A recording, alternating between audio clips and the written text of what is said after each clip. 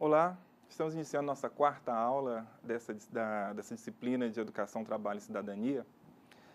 O tema de nossa aula de hoje será o profissional de educação como agente de transformação social.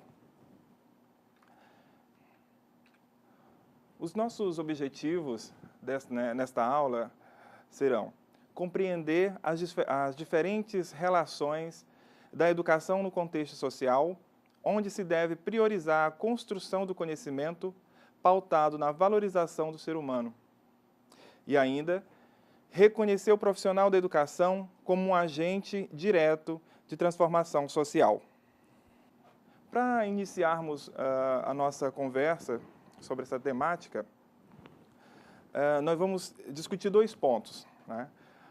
Primeiro, o trabalho ele também é um processo de aprendizado.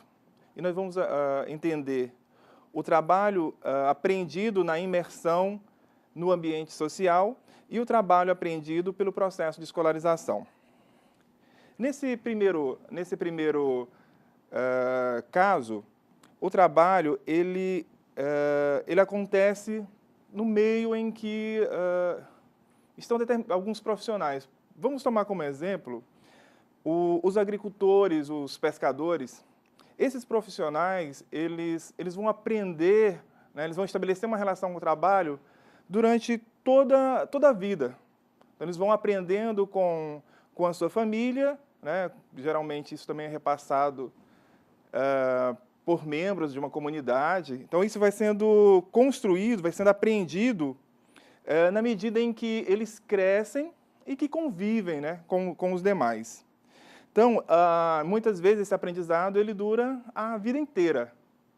E na outra situação que nós apresentamos aqui, é o trabalho aprendido num processo de escolarização.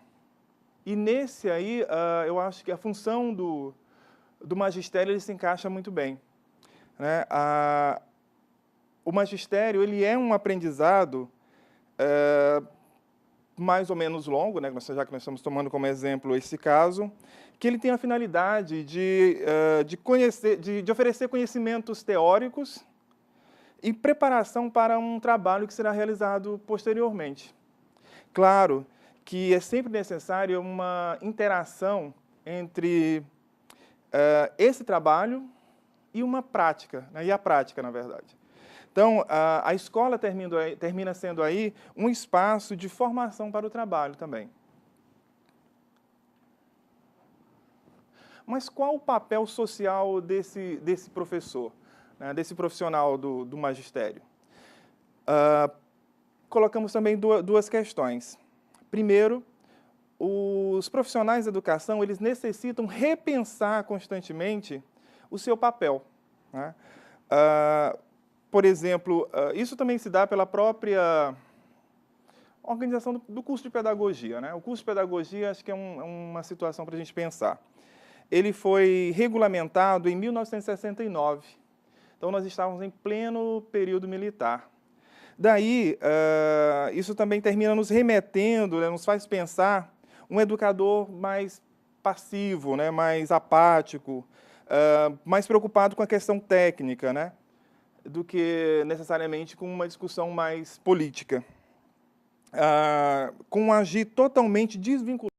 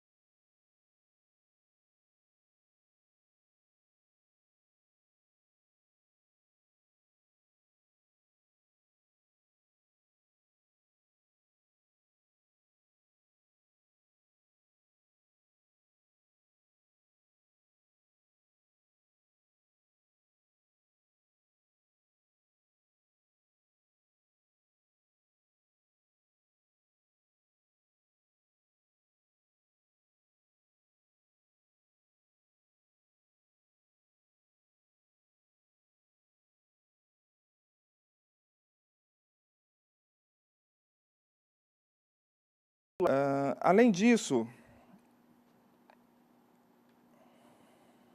o professor deve contribuir para uma formação voltada para o mercado ou para o mundo do trabalho.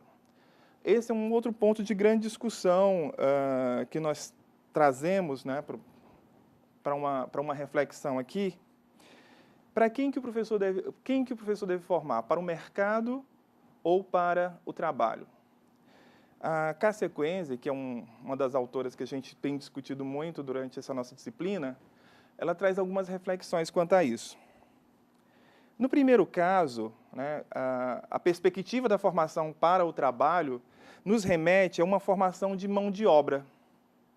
Então, um exemplo muito claro disso são os cursos de formação profissional que são relacionados diretamente à questão da qualificação profissional. Então, são cursos de curta duração em que esses trabalhadores eles têm uma formação diminuída, né, ou muito específica, como, por exemplo, formar um profissional que vai trabalhar com a construção civil, mas aí a gente tem uma formação apenas para um pedreiro, né? Então é um curso resumido, muito pequeno, que não vai dar a esse profissional uma ampla visão da questão do trabalho. Além disso, essa formação para o mercado, ela se aproxima muito, né, da lógica capitalista, que tem como princípio educativo, lembrando um pouco do que nós vimos na nossa segunda aula, uma base muito pautada na produção taylorista e fordista. Já numa outra perspectiva, né, a perspectiva da formação para o mundo do trabalho, a gente consegue caminhar um pouco mais e estabelecer relação entre trabalho, ciência e cultura.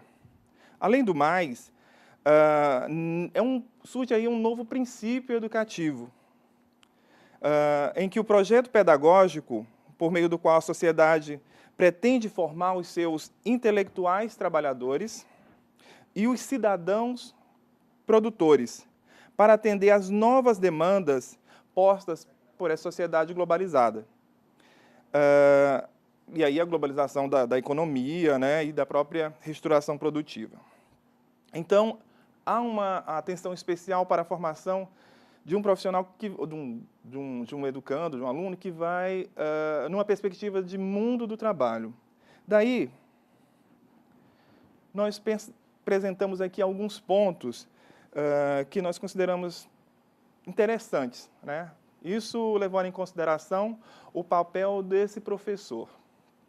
Primeiro, numa dimensão a mais afetiva, nós temos esses 5 pontos. Primeiro, a convivência social, a responsabilidade, a autoestima, o autogerenciamento e a ética. Desses, eu gostaria de chamar a atenção para 2 pontos. Esse primeiro, a convivência social, já nos remete à questão do aprender a conviver, do trabalhar em grupo, né? E a outra, do trabalhar com a diversidade cultural. Então, essas questões relacionadas a uma dimensão mais afetiva são essenciais para a formação de um aluno para atuar na perspectiva do mundo do trabalho.